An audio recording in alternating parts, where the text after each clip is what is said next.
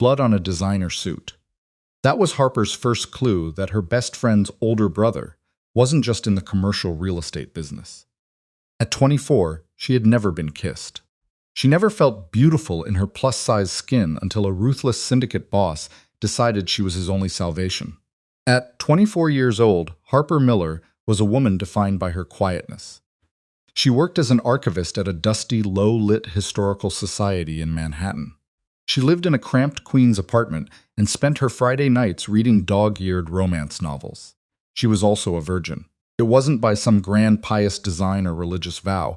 It was simply the byproduct of severe social anxiety. She grew up in a society that had taught her, since she was a little girl, that her body was something to be apologized for. Harper was fat.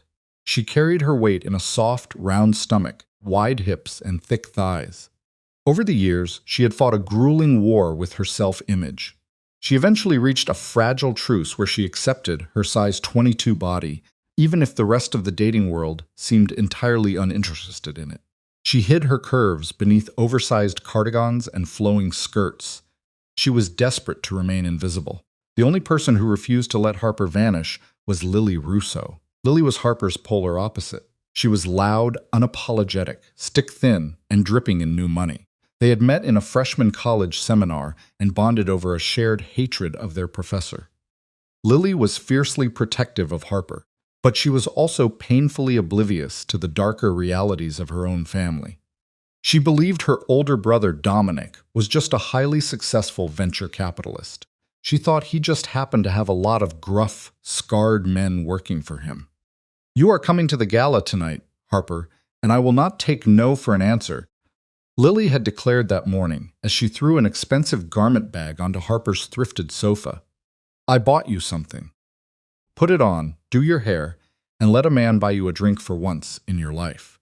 Now, standing in the grand foyer of the Russo family estate in the Hamptons, Harper deeply regretted surrendering to Lily's demands. The room was a sea of bespoke tuxedos and size 2 silk gowns. The clinking of crystal champagne flutes and the hum of classical music felt suffocating. Harper tugged nervously at the bodice of the dress Lily had bought her. It was a deep emerald green velvet that hugged every single curve, dip, and roll of her body. It was objectively beautiful. It featured a sweetheart neckline that accentuated her heavy breasts and a slit that showed off her thick calves. But Harper felt entirely exposed. She felt like a manatee dropped into a tank full of elegant, vicious sharks. Desperate for a reprieve, Harper slipped away from the ballroom. She wandered down a long, dimly lit hallway until she found an open mahogany door. She pushed it open and slipped into a massive 2-story library. She let out a heavy sigh as she closed her eyes and leaned back against the heavy wood of the door. "You look like a woman contemplating a swift escape," Harper gasped, and her eyes flew open.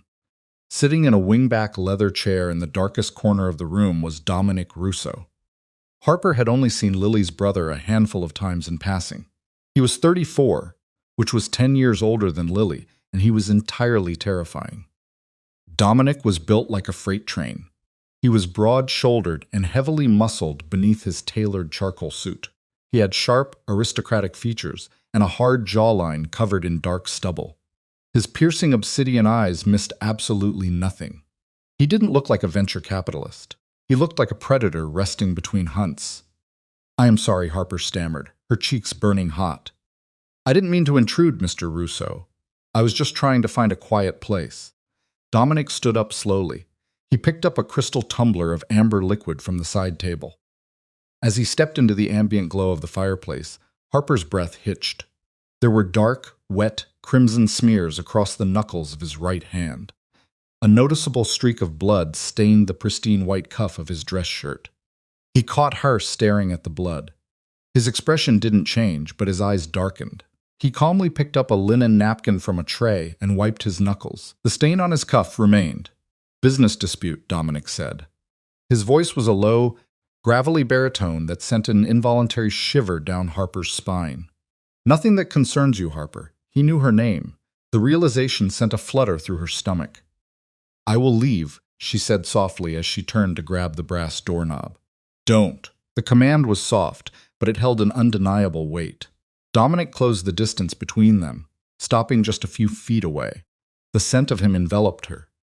It was an expensive cedar cologne mixed with something metallic and sharp. "My sister's parties are notoriously obnoxious," he murmured. His gaze dropped from her wide, frightened eyes to the swell of her cleavage. He looked down the curve of her waist and over the flare of her wide hips. He didn't look at her the way other men did, with pity, disgust, or polite dismissal. He looked at her like a starving man who had just found a feast. "You look beautiful tonight," he said. Harper flinched, because the compliment felt like a trap. "Please don't mock me," she whispered, looking at her sensible black heels. "I know how I look in this room. I know I don't belong here." Dominic stepped closer and lifted a large, warm hand. He hesitated for a fraction of a second before gently catching her chin with his index finger. He forced her to look up at him. "I don't mock women, and I never lie," he said. His voice dropped to a dangerous whisper. "The women in that ballroom are ghosts. They are frail, transparent, and starving for attention and status. You, Harper, you are real. You are soft. You are breathing life into a house filled with corpses. Don't you dare insult yourself in front of me again." Harper's heart hammered furiously against her ribs. No one had ever spoken to her like this. No one had ever looked at her body as if it were a masterpiece rather than a mistake. She was 24, utterly inexperienced, and standing mere inches from a man who radiated lethal danger. Yet for the first time in her life, she didn't want to hide. Before the moment could escalate, a sharp knock rapped against the door. A man in a black suit poked his head in. "Boss, the cleanup on the docks is done. We need your signature." Dominic's jaw ticked in irritation. He dropped his hand from Harper's chin, leaving her skin burning where he had touched her. "I will be right there, Lorenzo." He looked back at Harper. His expression hardened back into the mask of a kingpin. "Stay close to Lily tonight, and Harper, wear green more often." For the next 2 weeks, Harper tried to convince herself that the moment in the library had been a fever dream. She returned to her quiet life, archiving old maps and eating takeout in her pajamas. But the ghost of Dominic Russo lingered. Then, the ghost became flesh. It started subtly. Harper was walking home from the subway in the pouring rain when a sleek black Mercedes pulled up to the curb. Lorenzo, the man from the library, stepped out with an umbrella. He insisted on driving her the rest of the way. "Boss's orders, Miss Miller," he had grunted. 3 days later, Dominic walked into the Historical Society. He looked massively out of place among the fragile antiquities as he wore a long black wool coat over a dark suit. He didn't ask her out on a conventional date. Instead, he simply commandeered her lunch hour. He ordered a lavish spread of Italian food from a Michelin-starred restaurant to be delivered directly to the break room. "Why are you doing this?" Harper asked, with a meatball suspended on her fork. "You are a busy man, Dominic. Lily says you work 80 hours a week." "Lily doesn't know what I do," Dominic replied smoothly, as he leaned back in the plastic break room chair. He watched her eat with a fascinating intensity. "And I am doing this because I want to. You ground me, Harper. In my world, everything is loud, fast, and violent. You are quiet. I am boring," she corrected self-consciously, as she put her fork down. "I am a 24-year-old virgin who spends her weekends restoring books, Dominic. I don't know how to play whatever game this is. I don't know how to be a socialite or a casual fling." The word virgin hung in the air. Harper closed her eyes, mortified that she had blurted it out. She braced herself for the polite excuse. She expected the sudden realization that she was too much work and too pathetic. Instead, she heard the scrape of his chair. Dominic moved around the small table and knelt beside her. It was a startling display of submission from a man who bowed to no one. He took her soft, plump hands in his large, calloused ones. "Do I look like a man looking for a casual game?" he asked fiercely. "You are untouched. You are purely your own. That doesn't scare me, Harper. It honors me. I am not a good man. I do terrible things to keep my family safe, but I will treat you like a queen. Let me." Harper was terrified, but she nodded. The romance that blossomed was intoxicating. Dominic was deeply protective and overwhelmingly attentive. He didn't try to push her into his bed. Instead, he wooed her. He kissed her in the rain outside her apartment. His hands explored the curves of her hips and the softness of her stomach with absolute reverence. He made her feel desired, worshipped, and powerful. But a king's attention always draws the eyes of his enemies. Dominic's brutal dismantling of a rival crew in Chicago had left a power vacuum. A vicious local syndicate known as the Moretti family decided to test the Russo borders. Enzo Moretti was a ruthless usurper. He quickly realized that a direct hit on Dominic was impossible because the Russo boss was too well guarded. But the quiet, plus-sized archivist he had suddenly started visiting every Tuesday and Thursday was a sitting duck. It happened on a Wednesday. Harper was leaving a bakery in Brooklyn. She was carrying a box of cannolis that she intended to surprise Dominic with at his office. The street was relatively quiet. As she stepped off the curb, a silver van violently swerved around the corner with its tires squealing against the asphalt. Before Harper could react, the side door of the van slid open. 3 men in ski masks piled out. "Grab the fat girl and hurry," one of them barked. Panic seized Harper's whole chest. She dropped the bakery box and screamed as harsh hands grabbed her arms, yanking her toward the van. She fought fiercely. She threw her heavy body weight backward and used her size to her advantage to anchor herself to the ground. A masked man cursed and struck her hard across the cheek. Harper tasted blood and her vision swam, but she kept kicking. Bang, bang. The deafening crack of gunfire echoed down the street. The man holding Harper's left arm suddenly went slack. A red mist sprayed the brick wall behind him, and he collapsed. Screams erupted from pedestrians. The remaining 2 masked men scrambled back into the van as a black SUV roared down the street. It intentionally rammed into the side of the silver van to pin it against a streetlight. Lorenzo and 3 other heavily armed men leaped from the SUV with weapons drawn. They opened fire on the van. It was absolute chaos. Suddenly, a pair of strong, familiar arms wrapped around Harper's waist from behind, lifting her bodily off the pavement. She shrieked and thrashed until she caught the scent of cedar and gunpowder. "I have got you. You are safe. I have got you." Dominic's voice roared over the gunfire, tight with panic and rage.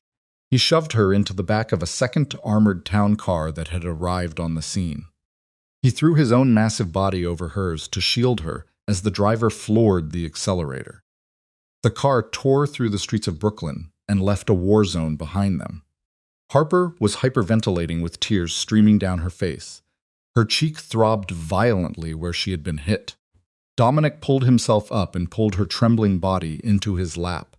He didn't care about the blood on his suit or the chaos outside. His hands frantically checked her over. His dark eyes were wide with a terror she had never seen in him before. "Did they touch you anywhere else? Did they hurt you?" he demanded, his voice cracking.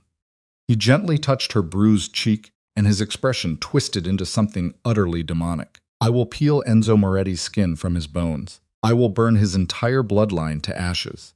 "Dominic," Harper sobbed as she clutched the lapels of his suit. The reality of his world had violently collided with hers. The blood on his cuff from the night they met wasn't a business dispute. It was murder, and now she was in the crosshairs. What is happening? Who were they? Dominic pulled her tightly against his chest and buried his face in her hair. "They were dead men walking," he promised, his tone chillingly calm. "I am taking you to a safe house. You belong to me now, Harper, and no one takes what is mine." The armored car tore through the rural highways of upstate New York. It didn't slow down until they reached a heavily fortified compound hidden deep within the Catskill Mountains. The safe house was a sprawling stone fortress masquerading as a rustic hunting lodge. It was completely surrounded by armed men patrolling the snowy perimeter. Harper was shivering violently. Her beautiful emerald dress was torn at the hem. Her sensible black heels were lost somewhere on the bloody, chaotic pavement of Brooklyn. Dominic carried her inside. His face was a terrifying mask of controlled rage and hypervigilance.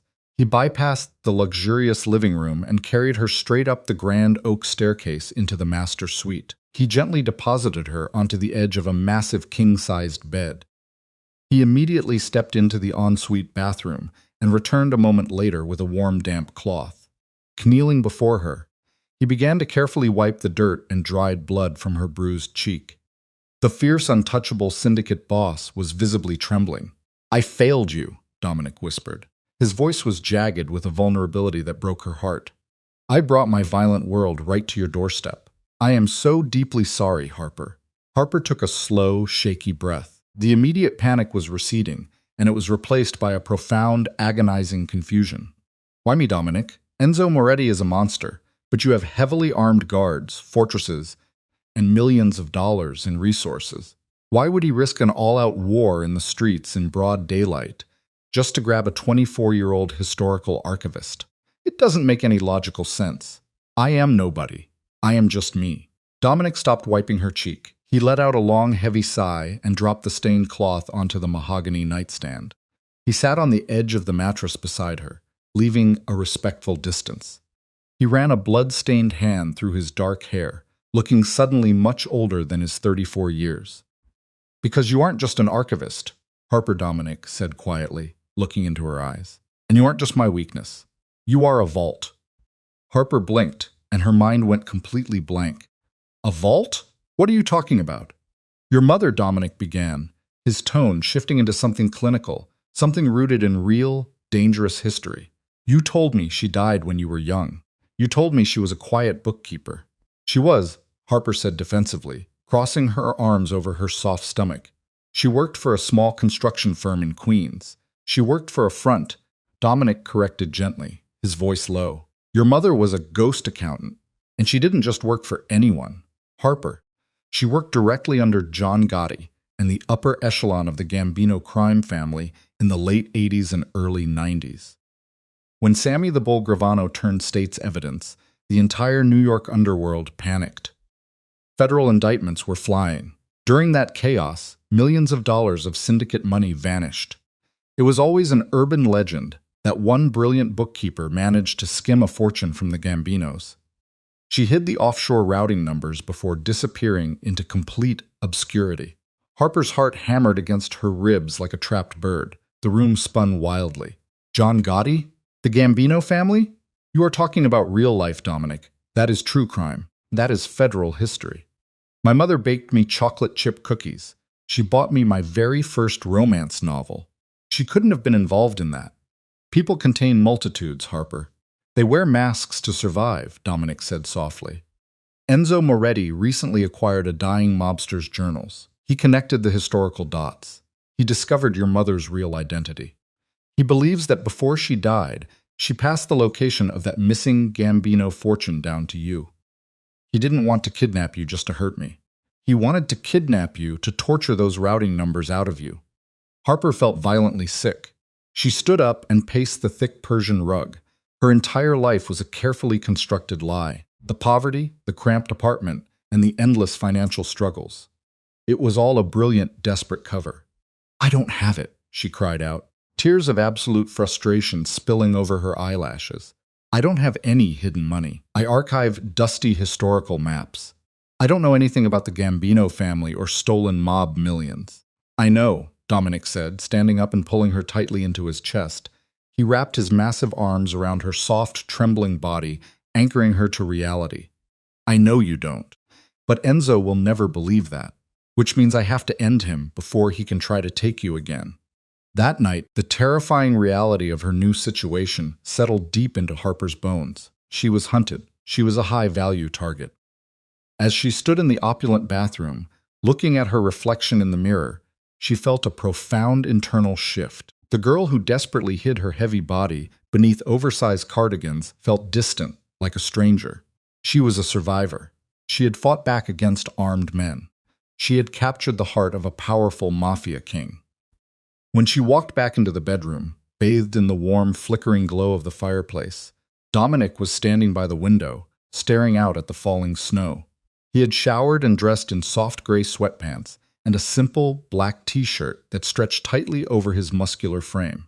Dominic, she whispered into the quiet room. He turned.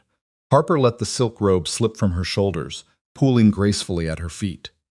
She stood before him in a simple, practical cotton nightgown, her thick curves and soft rolls on full display. She was terrified, and her heart threatened to beat entirely out of her chest, but she refused to look away. Dominic stopped breathing. He crossed the room slowly, as if approaching a beautiful, skittish creature in the wild. He stood before her, his dark, dangerous eyes filled with absolute reverence and heat. Harper, he murmured, his voice thick with raw emotion. You don't have to do this. Not tonight. Not after everything you have been through today. I want to, she said, her voice surprisingly steady and clear. I have spent 24 years feeling invisible, feeling wrong, and feeling like my body was a punishment I had to apologize for. You look at me like I am a prize, Dominic. I want to be your prize tonight. I want to feel alive. Dominic groaned, burying his large hands in her hair. He brought his lips down to hers, kissing her with a desperate, consuming hunger. There was absolutely no hesitation, no judgment. He worshipped every single inch of her. When he carried her to the bed, he was infinitely gentle. He treated her untouched body with a fiery devotion that completely shattered every insecurity she had ever harbored.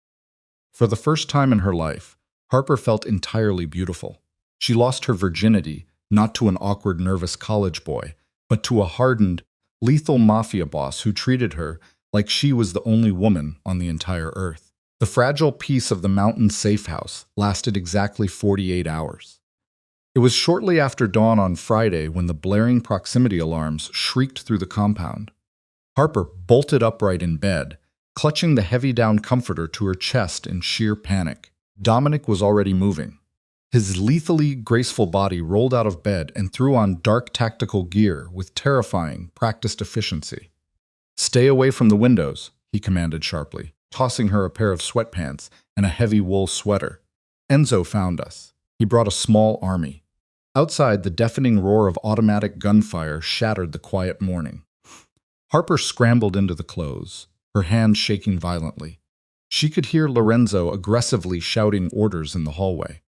She heard the heavy thud of tactical boots and the terrifying whistle of bullets tearing through the thick wooden walls of the lodge. Dominic strapped a heavy Kevlar vest over his broad chest and checked the magazine of his assault rifle. He stepped over to Harper, grabbing her face in his hands and kissing her hard and fast. "Lorenzo is going to take you down to the panic room in the basement. It has reinforced steel walls and a secure phone line. You do not open that door for anyone but me. Do you completely understand me? Dominic, please don't die," she sobbed, clinging desperately to his tactical vest. "Please, I have far too much to live for now," he promised, his obsidian eyes flashing with lethal, unyielding intent. "I am going to finish this." He shoved her into the hallway just as a massive, violent explosion rocked the front of the lodge. The shock wave forcefully threw Harper against the wall. Dust and wooden debris rained down from the ceiling. Lorenzo grabbed her arm, hauling her up and dragging her toward the concealed basement door. "Move, Harper! Move!" Lorenzo barked, pulling her down the dark, narrow stairwell. They reached the heavy steel door of the panic room. Lorenzo rapidly punched in a code and shoved her inside the claustrophobic, concrete-lined bunker. He shoved a loaded handgun into her trembling hands. "Point, and squeeze the trigger if anyone comes through that door," he ordered. He pulled the heavy steel door shut and locked her safely inside. Harper was instantly plunged into a terrifying, isolated silence. It was broken only by the muffled, distant booms of the war violently raging above her. She huddled in the dark corner, clutching the cold metal of the gun. She was surrounded by stacked emergency rations and a bank of security monitors that showed only static. Her mind raced frantically in the dark. Enzo Moretti was destroying everything, risking absolute federal annihilation, all for a ghost fortune. The Gambino money. Harper closed her eyes tightly, desperately trying to think past the blinding terror. Her mother had been an incredibly meticulous woman. She didn't leave anything to chance. If she had genuinely stolen millions from the most dangerous crime syndicate in New York history, she wouldn't have just memorized the routing numbers. She would have hidden them in plain sight. She would have hidden them exactly where only a bookkeeper or an archivist would look. Suddenly, a dormant memory violently slammed into Harper's mind with the force of a runaway freight train, the leather-bound journal.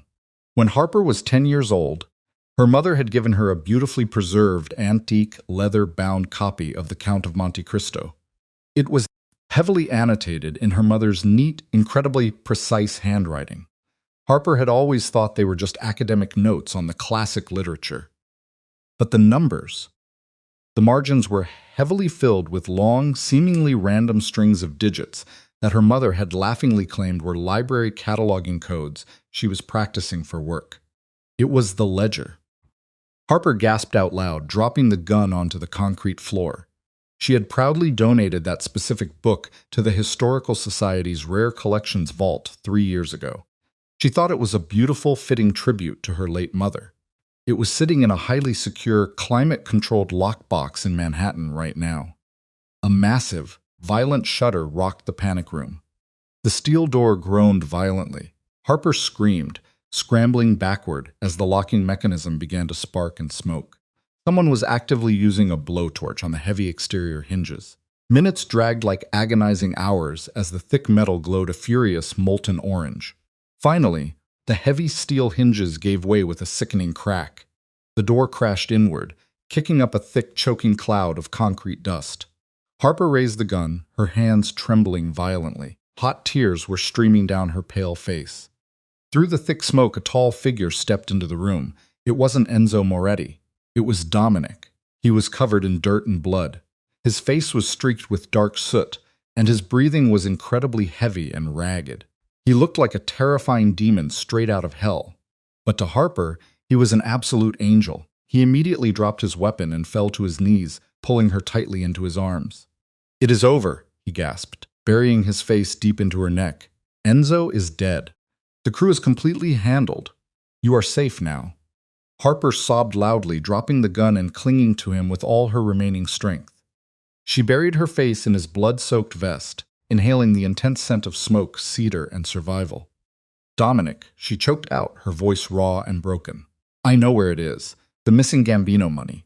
I know exactly where the ledger is." Dominic pulled back, his dark eyes widening in genuine shock. "What? It is a book. An annotated copy of The Count of Monte Cristo. It is locked securely in the rare vault at the Historical Society." She laughed, a slightly hysterical, broken sound escaping her lips. "My mother really did steal from John Gotti, and she handed it right to me." Dominic stared at her. The immense reality of her words slowly washed over him. Then a slow, dark, incredibly handsome smile spread across his bruised face. He gently cupped her soft cheek, wiping away her tears with his thumb. "You are the most magnificent, brilliant creature I have ever met, Harper Miller." 2 weeks later, the Manhattan Historical Society received a massive, completely anonymous donation that entirely funded their operations for the next decade. The rare book collection, however, was quietly missing one specific leather-bound volume. Harper and Dominic didn't stay in New York. The revelation of the Gambino ledger provided more than enough leverage and financial capital for Dominic to permanently dismantle the Moretti remnants. It allowed him to establish an untouchable peace treaty among the 5 families. He officially stepped back from the daily bloodshed. He left Lorenzo in charge of the streets to focus entirely on his legitimate commercial real estate empire. They quickly relocated to a sprawling, sun-drenched estate in Tuscany, Italy. Harper stood gracefully on the balcony, overlooking the rolling, sunlit vineyards, wearing a flowing emerald green silk robe. She was 25 now, and she absolutely no longer hid her body. She completely reveled in it. She was loved fiercely, completely, and dangerously. Dominic stepped out onto the balcony. He wrapped his strong arms around her wide waist from behind and pressed a tender kiss to her bare, soft shoulder. "What are you thinking about, Mrs. Russo?" he murmured, resting his rough chin softly on her shoulder. Harper smiled brightly, leaning back against the solid, immovable wall of his chest. She looked out at the peaceful landscape. It was a world away from the blood and bullets of Brooklyn. It was a world completely away from the terrifying ghost of John Gotti and the quiet, insecure archivist she used to be. "I was just thinking," Harper replied, resting her soft hands lovingly over his calloused ones. "Sometimes the absolute best love stories are the ones that start with a little bit of blood on a designer suit."